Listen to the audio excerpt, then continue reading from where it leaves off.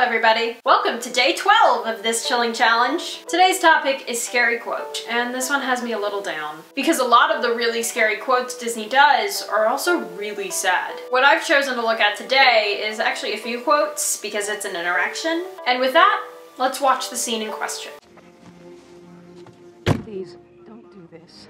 You know I have no choice. No! You're not taking her! I'm the only one who understands her. You take that away, she won't stand a chance. You're making this harder than it needs to be. But you don't know what you're doing. She needs me. Is this what she needs? It seems clear to me that you need her a lot more than she needs you.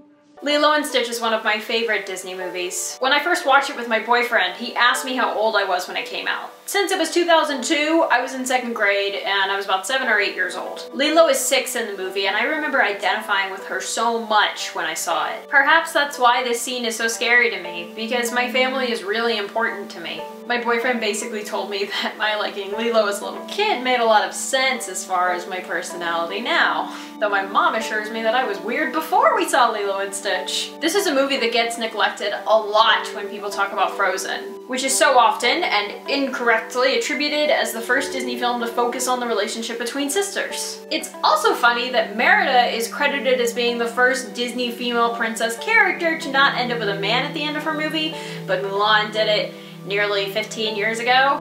It's a common and subtle kind of racism I've noticed in the Disney fandom that also happens in reality as well, ignoring the accomplishments of women of color that white women are lauded for. To be fair, Lilo and Nani face a different situation than Elsa and Anna do, but I do think that Lilo and Nani's relationship is written more lovingly and convincingly, which makes this scene all the more gut-wrenching. You've watched the whole movie up to this point believing that this horrible circumstance of Lilo being taken away from Nani will never come to fruition. Because it's a Disney movie and bad stuff doesn't happen in Disney movies, but it does. Disney knows that while happy endings are a wonderful thing to believe in and to strive for, they are not always realistic. And that's what makes moments like this one hit so hard. As one of my YouTube and feminist icons, Marina Shut Up, talks about in her video regarding the movie Aloha, movies set in Hawaii usually center around white people, despite the fact that the state of Hawaii has the highest percentage of non-white residents in the United States. Hawaii is most often used as an exotic backdrop for white people to look beautiful in front of.